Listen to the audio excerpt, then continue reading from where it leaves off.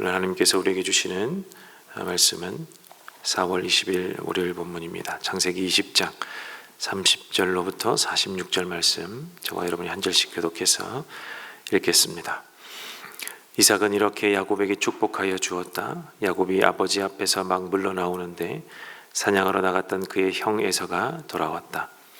에서도 역시 별미를 만들어서 그것을 들고 자기 아버지 앞에 가서 말하였다. 아버지, 일어나셔서 이 아들이 사냥하여 온 고기를 잡수시고 저에게 마음껏 축복하여 주시기 바랍니다. 그의 아버지 이삭이 그에게 물었다. 너는 누구냐? 에서가 대답하였다. 저는 아버지의 아들, 아버지의 맏아들 에서입니다. 이삭이 크게 충격을 받고서 부들부들 떨면서 말을 더듬거렸다. 그렇다면 네가 오기 전에 나에게 사냥한 고기를 가져온 게 누구란 말이냐? 네가 오기 전에 내가 그것을 이미 다 먹고 그에게 축복하였으니 바로 그가 복을 받을 것이다. 아버지의 말을 들은 에서는 소리치며 울면서 아버지에게 애원하였다. 저에게 축복하여 주십시오. 아버지, 저에게도 똑같이 복을 빌어 주십시오. 그러나 이삭이 말하였다. 너의 동생이 와서 나를 속이고 네가 받을 복을 가로챘구나. 에서가 말하였다. 그 녀석의 이름이 왜 야곱인지 이제야 알 것 같습니다. 그 녀석이 이번까지 2번이나 저를 속였습니다. 지난번에는 맏아들의 권리를 저에게서 빼앗았고 이번에는 제가 받을 복까지 빼앗아갔습니다. 에서가 아버지에게 물었다. 저에게 주실 복을 하나도 남겨두지 않으셨습니까? 이삭이 에서에게 대답하였다. 나는 그가 너를 다스리도록 하였고 그의 모든 친척을 그에게 종으로 주었고 곡식과 새 포도주가 그에게서 떨어지지 않도록 하였으니 그러니 너희 아들아, 내가 너에게 무엇을 해줄 수 있겠느냐? 에서가 그의 아버지에게 말하였다. 아버지께서 비실 수 있는 복이 어디 그 하나뿐입니까? 저에게도 복을 빌어 주십시오. 아버지의 이 말을 하면서 에서는 큰 소리로 울었다. 그의 아버지 이삭이 그에게 대답하였다. 내가 살 곳은 땅이 기름지지 않고 하늘에서 이슬도 내리지 않는 곳이다. 너는 칼을 의지하고 살 것이며 너의 아우를 섬길 것이다. 그러나 에서 힘을 기르면 너는 그가 네 목에 씌운 멍에를 부술 것이다.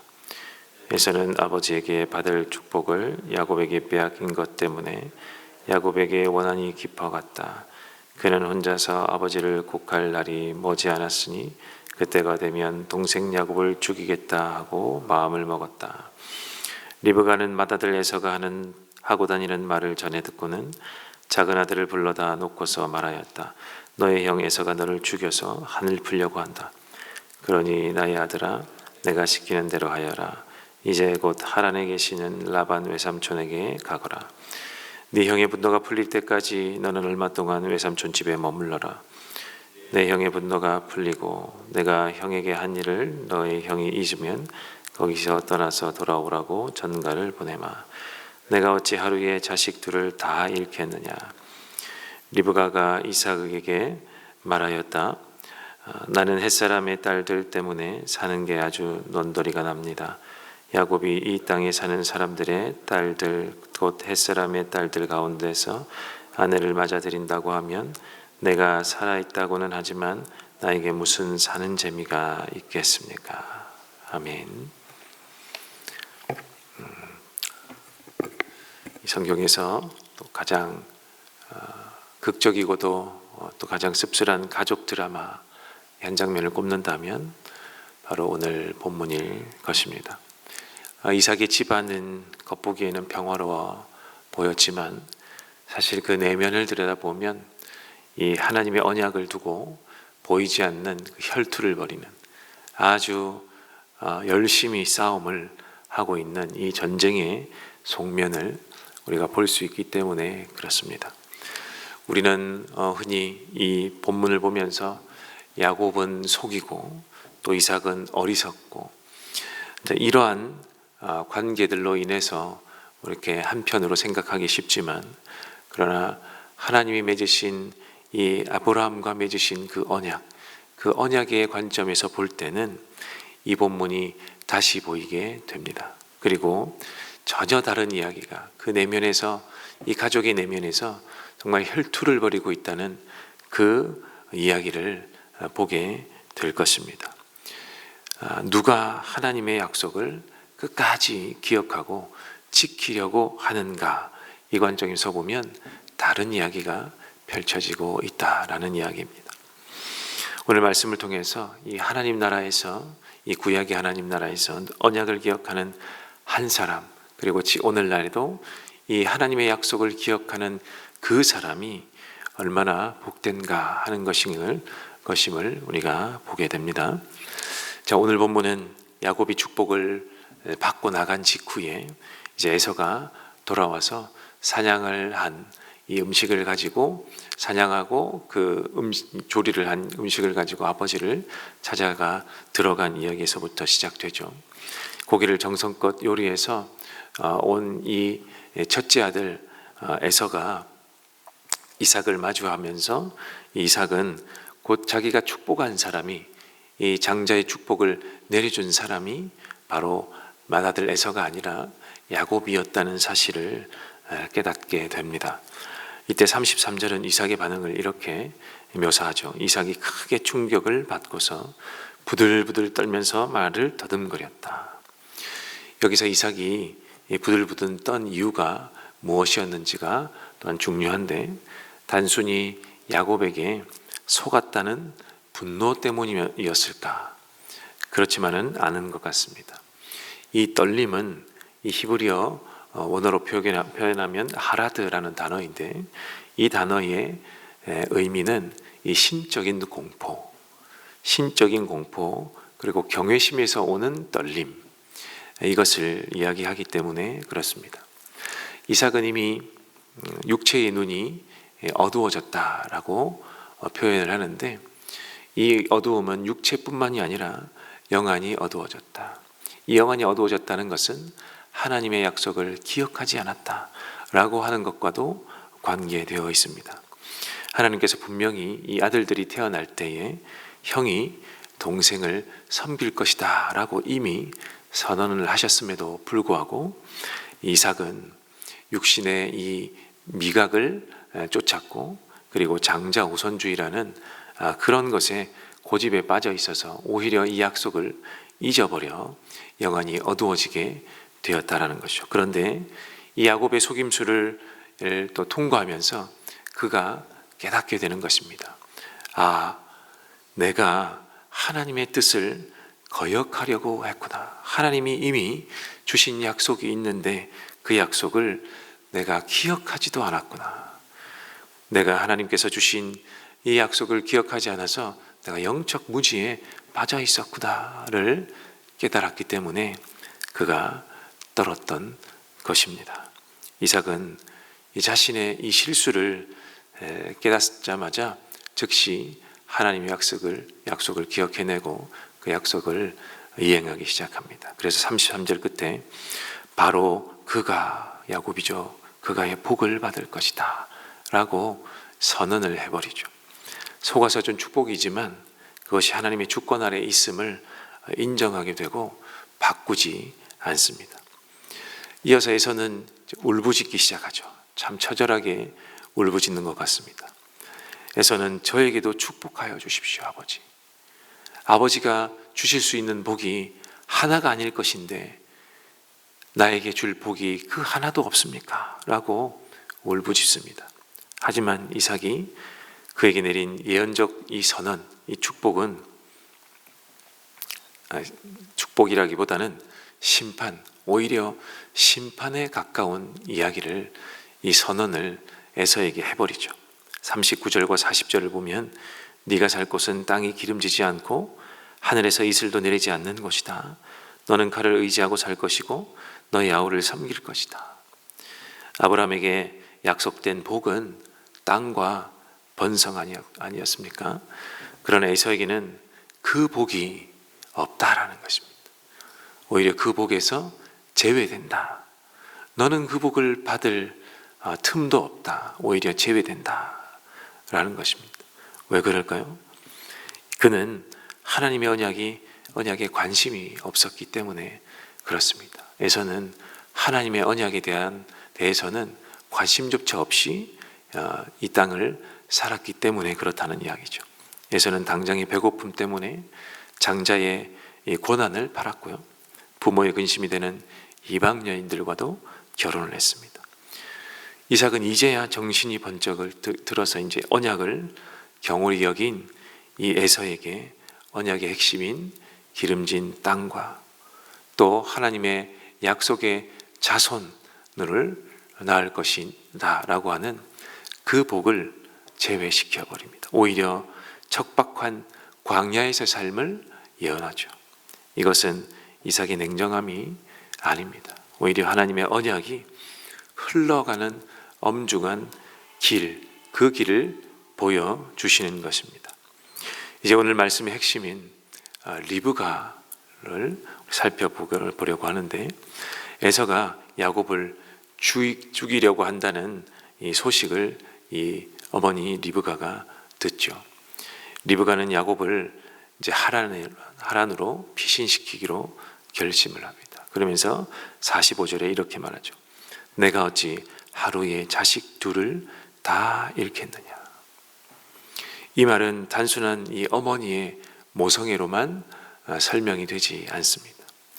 이 어머니의 모성애를 넘어선 이 언약에 대한 통찰, 하나님이 아브라함과 맺으셨던 그 언약에 대한 통찰을 보여줍니다.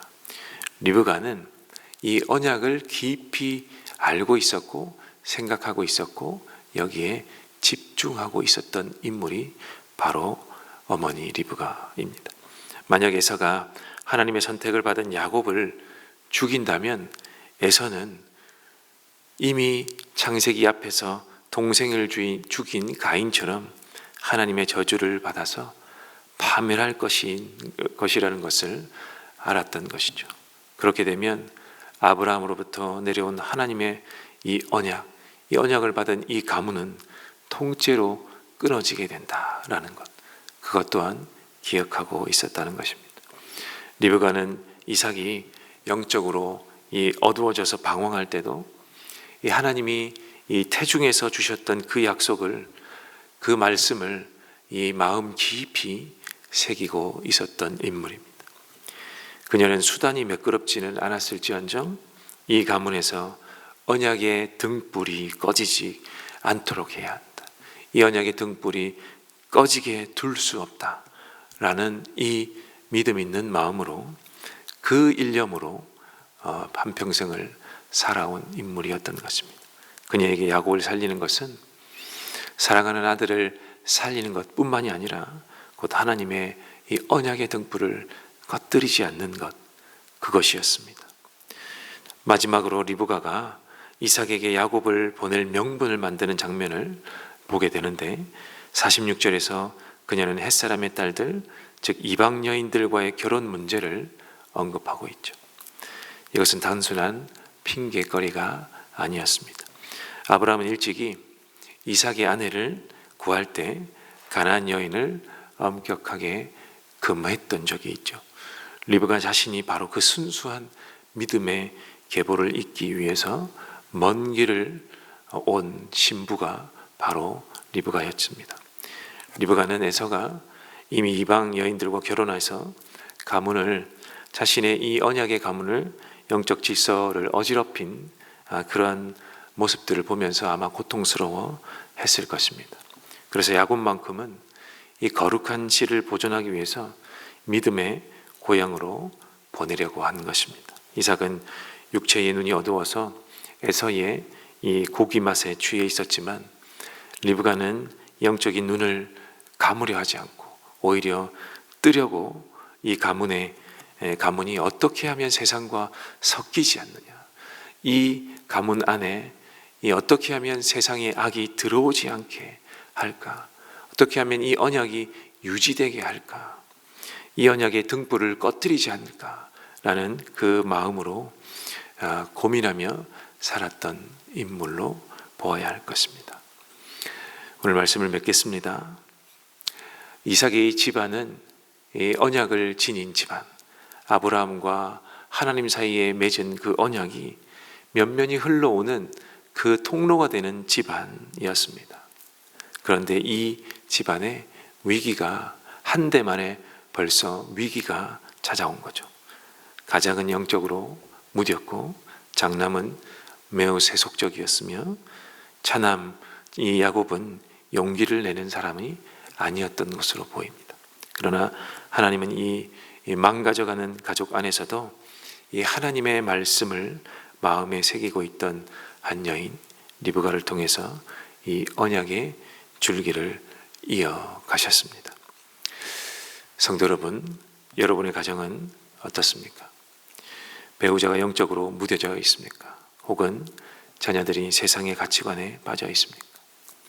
그때 여러분이 낙심하지 말아야 할 이유는 여러분이 바로 이 한 사람 리브가처럼 이 하나님의 약속을 기억하고 있는 사람이기 때문에 그럴 것입니다.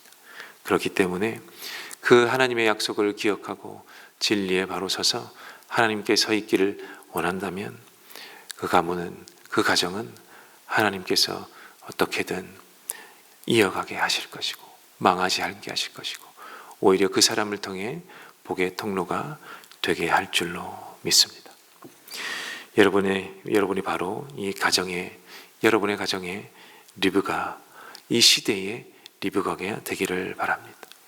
그리하여 리브가가 아브라함의 복이 이 가정에 계속해서 흘러가도록 했던 것처럼 여러분 또한 가정과 그리고 또 여러분의 주변과 여러분의 교회 그리고 세상 가운데에서 끊어지지 않고 하나님의 약속을 지켜가는 하나님의 말씀을 부여잡고 끈질기게 혈투를 벌여가는 그러한 복된 사람 그리고 복된 가정, 복된 주변, 여러분이 함께 속해 있는 이 은혜 샘물 교회 그리고 이 세상이 되게 할 줄로 믿습니다.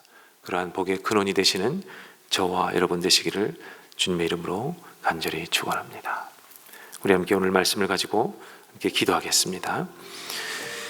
오늘 말씀에서 나오는 리브가처럼 하나님의 말씀을 끝까지 붙드는 한 사람을 통해 하나님께서 역사를 이끌어 가심을 믿습니다. 하나님, 내가 바로 그 한 사람이 되도록 나를 붙들어 주시옵소서. 첫 번째 말씀을 위해서 한번 기도하겠습니다. 두 번째, 우리 다음 세대가 세상과 섞이지 않게 하시고 오직 주의 언약 위에서 굳게 서서 거룩한 씨를 보존하는 믿음의 세대가 되게 하여 주시옵소서. 우리 두 번째 다음 세대를 위해서 기도해 주시고 오늘 들어오시면서 보았을 텐데 이번 한 주 동안 우리 샘물중고등학교가 국토순례를 떠납니다. 우리 교인들의 자녀들도 있습니다. 모두 건강하게 잘 다녀오게 하시고 인생에 꼭 필요한 이 훈련의 시간이 될 수 있도록 하여 주십시오. 이 세 가지를 위해서 기도해 주시고 또 여러분의 기도의 제목을 가지고 기도하시다가 돌아가겠습니다. 함께 기도하겠습니다.